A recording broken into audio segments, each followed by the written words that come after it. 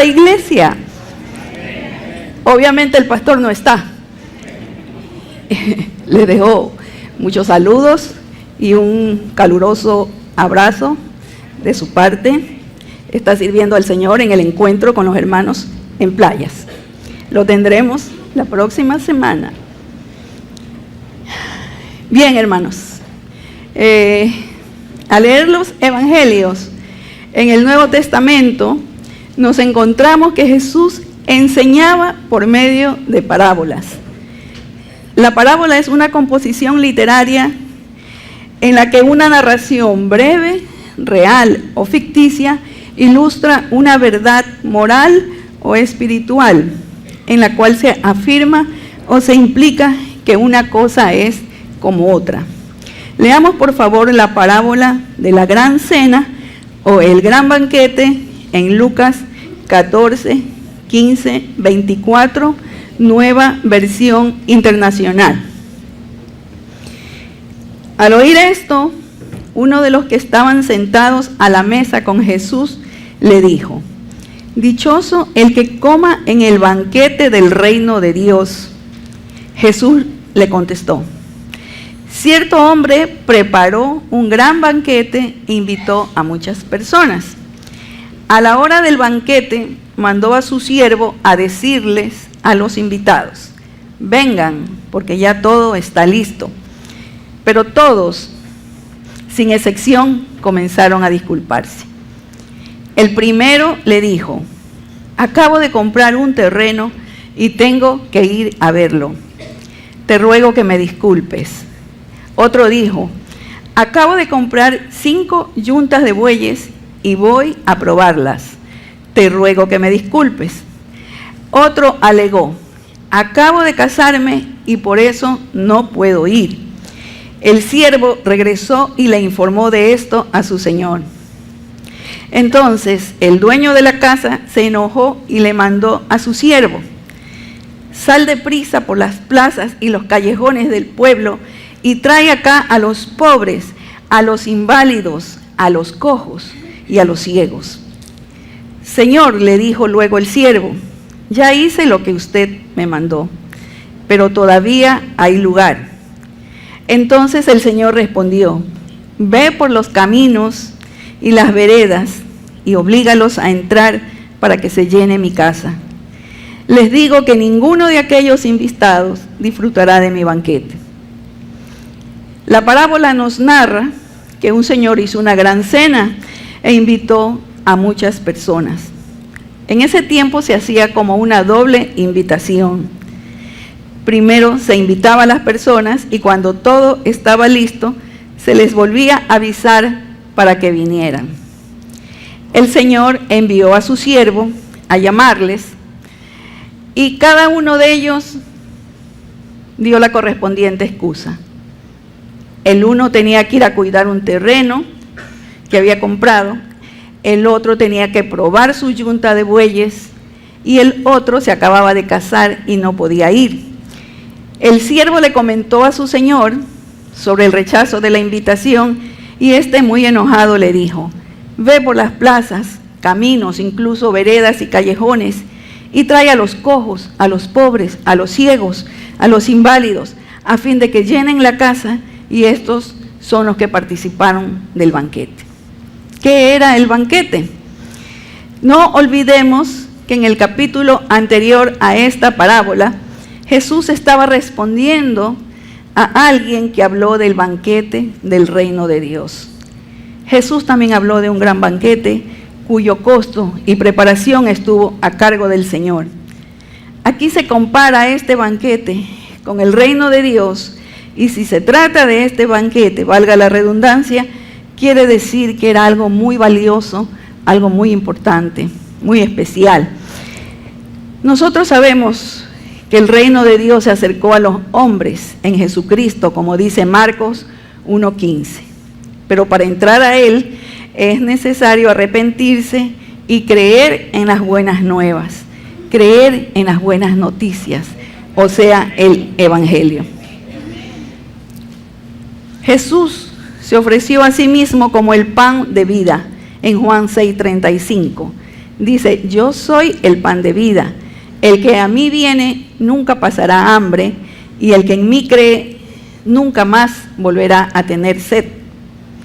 A algunos judíos que parecía que le buscaban, se le ofrece como el pan que bajó del cielo y da vida al mundo, con quien nunca se pasará hambre. Dice Juan 6, 33 al 35. El pan de Dios es el que baja del cielo y da vida al mundo. Cuando Jesús tuvo su encuentro con la mujer samaritana en Juan, capítulo 4, versículo del 10 al 14, se ofrece como el agua que da vida.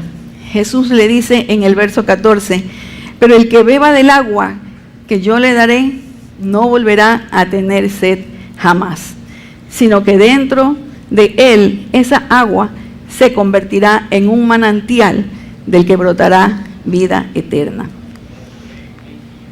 A otros que habían dejado de seguirle, les invitó a ser participantes de comer su carne y beber su sangre, para que gocen de la vida eterna y resucitarlos en el día final. Dice Juan 6, 54. Jesús se ofrece como pastor en Juan 10, 9. Dice, yo soy la puerta. El que entra por esta puerta, que soy yo, será salvo. Se moverá con entera libertad y hallará pastos. Y en Juan 11, 25 se declara como la resurrección y la vida. Yo soy la resurrección y la vida. El que cree en mí vivirá aunque muera. A pesar de este gran ofrecimiento y de lo valioso que en sí mismo encierra el reino de Dios, algunos presentaron diferentes excusas. Y no es que esté mal que cuidemos de nuestras posesiones o de la relación con nuestra pareja. Lo que está mal es que antepongamos esos cuidados a buscar la relación con nuestro Señor. ¿Acaso Dios no nos ha invitado a buscar primero el reino de Dios y su justicia? Y luego vendrán las cosas por añadidura. Debemos rogar al Señor para que abramos los ojos y podamos ver todas las riquezas que nos ofrece. Él bendice abundantemente a cuantos lo invoquen. El relato dice que hubo algunos que sí aceptaron la invitación y que la casa al final se llenó. ¿Quiénes fueron estos? Los pobres, los cojos, los ciegos, los inválidos, como dijimos antes. Las parábolas son relatos cortos de cosas paralelas.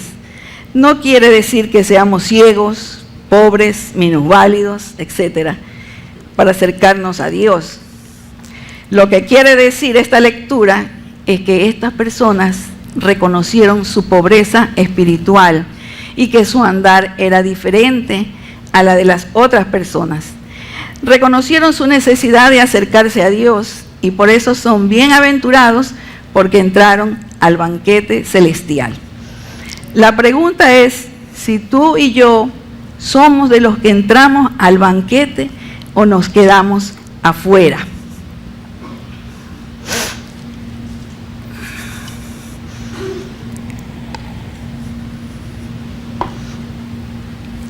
Esta palabra me recuerda la diligencia con que se presentaron al llamado del Señor algunos profetas como Samuel, Isaías, Jeremías en el Antiguo Testamento y el apóstol Pablo en el Nuevo Testamento. Sí, el apóstol Pablo, aquel perseguidor de los cristianos, sean estos hombres o mujeres, a quienes buscaba para apresarlos y darles muerte. Esta oposición se dio a cabo hasta que Pablo tuvo su encuentro con Jesús en el camino a Damasco, cuando una luz del cielo de repente relampagueó a su alrededor, dejándolo ciego, y lo hizo caer al suelo. Entonces oyó la voz de Jesús que decía: Saulo, Saulo, ¿por qué me persigues?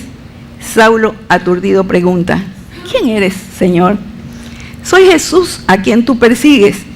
¿Por qué persigues a mis hermanos? Y enseguida le manda a levantarse y entrar en Damasco. El Señor no nos deja solos después de que nos llama, nos guía para que podamos hacer su voluntad.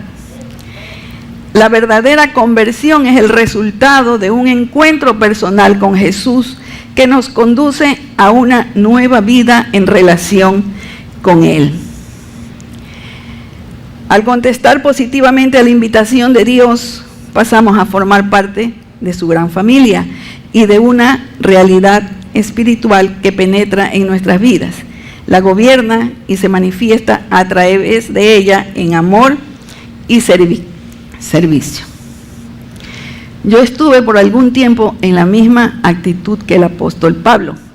Aunque literalmente no perseguía a los cristianos, estaba muy lejos de Dios y la total carencia de Él en mi vida me llevó a vivir situaciones difíciles en el hogar.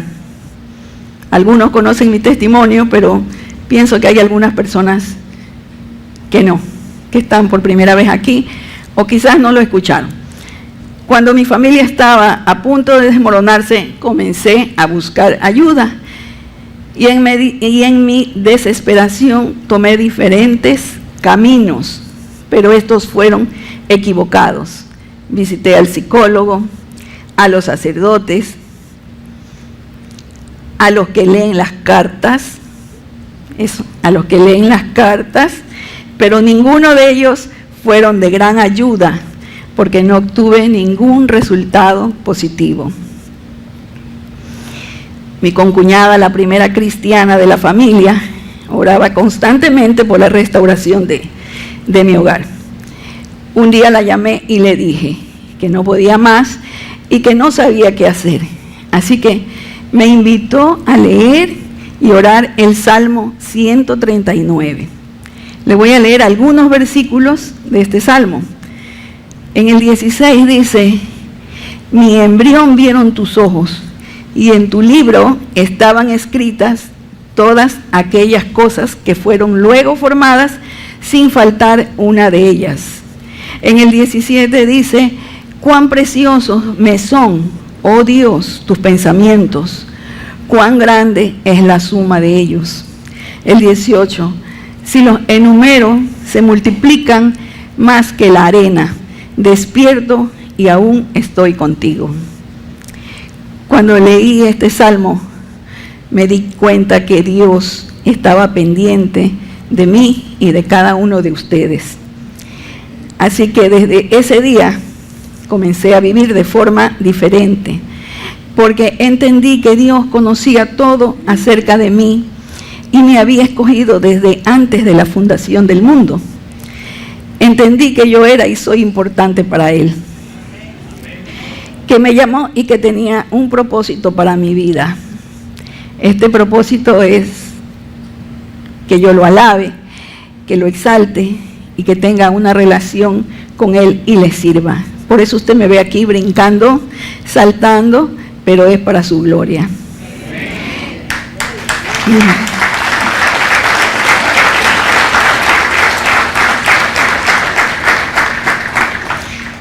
Pero esto no pasó de inmediato. Dios había decidido pulir esta vasija y sigue haciéndolo después de estos 25 años de mi primer encuentro con Él. Hacía ya 3 o 4 meses que estaba caminando con el Señor y quería cumplir con su palabra. Así que tomé la decisión de bautizarme y también de discipularme. Es lo que hacemos aquí los miércoles, ¿verdad? Yo también lo hacía en esa época, y es más, cuando mi esposo vino al Señor, lo repetí, con mucho gusto lo repetí por acompañarlo. Así lo hice, y en medio de todo este proceso vino la separación. Mi esposo al fin llevó a cabo la idea de salir del hogar. Lo había intentado tantas veces, pero yo se lo impedía, porque no quería quedarme sola, no me parecía justo. Esta vez lo dejé ir porque ya Jesucristo estaba en mi corazón. Por tanto, no tenía ningún temor. Aunque la noticia fue impactante, no me desesperé e hice una llamada a la persona que me pastoreaba en ese entonces y juntos hicimos una oración. Decidí confiar y esperar en Jesús. Este fue el comienzo de una batalla espiritual. Una batalla en la que a veces me sentía perdedora, porque el maligno se encargaba de llenar mi cabeza con pensamientos negativos y entonces obraba de acuerdo a mi carne, o sea, a los impulsos, y esto me hacía retroceder y retrasaba el proceso. Pero luego recordaba su palabra, memorizaba versículos, me apropiaba de ellos y me defendía con la palabra y continuaba avanzando. Ahora usted estará pensando, ¿cómo es que la pastora dice que confiaba en Dios y su situación no mejoraba, sino que al contrario, estaba empeorando? Les voy a contar un testimonio de la vida real, algo que pasó en el año 2017 en Viña del Mar, Chile, y era que la intérprete de Cuba, Danay Suárez, prefirió perder el primer lugar que tenía asegurado por entregar el mensaje cristiano y salvar, aunque sea un cristiano, para el reino del Señor. El triunfo de ella era seguro y también era la favorita del jurado. En su última presentación, ella decide cambiar la letra de su canción que venía presentando por otra de gran contenido espiritual. Los organizadores del certamen revisaron las bases legales del concurso y concluyeron que el cambio no correspondía. Así que le dieron el premio a la canción de España. ¿Qué cree que pasó luego? El jurado, consciente de que la cantante cubana era la ganadora, optó por hacer una excepción y también le entregó la gaviota y $30,000 a Danay Suárez. Tras recibir este premio, Suárez compartió un nuevo mensaje de inspiración cristiana con el público de Viña del Mar. En Mateo 10:32 hay una escritura que dice: a cualquiera pues que me confiese delante de los hombres, yo también le confesaré delante de mi Padre que está en los cielos. Y a cualquiera que me niegue delante de los hombres, yo también le negaré delante de mi Padre que está en los cielos. ¿Se da cuenta usted que cuando uno escoge vivir en el reino, confía y espera en Dios, Él nos bendice?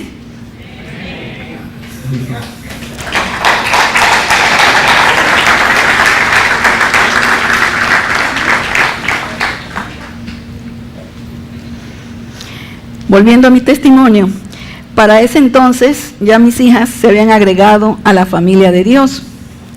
Y con la mayor de ellas empezamos a notar cambios en el comportamiento de su papá. Y entre nosotras comentábamos y nos maravillábamos de las cosas que hace Dios, ¿verdad? Por fin, después de casi 3 años, tuvimos la victoria sobre el enemigo. Y gracias al Señor, mi esposo regresó al hogar. Después de algunos meses, mi hijo mayor también se unió a la familia divina. Desde ese entonces, mi casa y yo servimos al Señor para su honra y su gloria. Dice Josué 24:15. Podemos pedirle a Dios esta mañana que examine nuestros pensamientos. Él conoce nuestros corazones. Y si encuentra en nosotros caminos de perversidad, trazará otro rumbo para conducirnos a caminos de rectitud y justicia. Quiero animar a los hermanos a buscar esa relación con nuestro Padre Celestial a través de Jesucristo, a buscar el reino de Dios y ser parte de este banquete espiritual que nos traerá gozo y paz. ¿Hay alguien en esta sala que no ha tenido un encuentro todavía con Jesucristo? Si es así, alce su mano. Y si no, pues entendemos que todos estamos dentro de la familia celestial.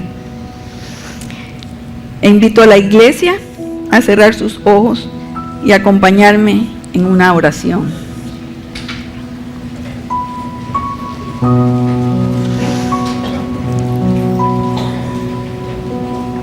Gracias, Señor, Bendecimos tu nombre, Señor. Te exaltamos y te damos toda honra, toda gloria, toda alabanza. Bendito eres, Jesús. Gracias por hacernos partícipes de tu obra, Señor.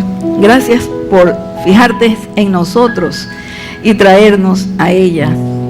Gracias, Señor, porque nos has sacado del lado cenagoso, Señor, en el que vivíamos, y nos has hecho parte de tu gran familia.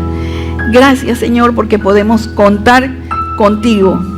Estás a la distancia de una oración, Señor. Y cuando invocamos tu nombre, ahí estás. Como hemos leído en el Salmo 139, y lo sabemos, Señor. Mi embrión vieron tus ojos, y a ti te plació traernos a tu reino, Señor. Bendícenos y ayúdanos a dar el testimonio, Señor, a vivir como vive un hijo de Dios. En el nombre de Jesús, afírmanos, Señor, y establécenos en tu palabra, en tu reino. Te damos gracias, Señor. En el nombre de Jesús. Amén.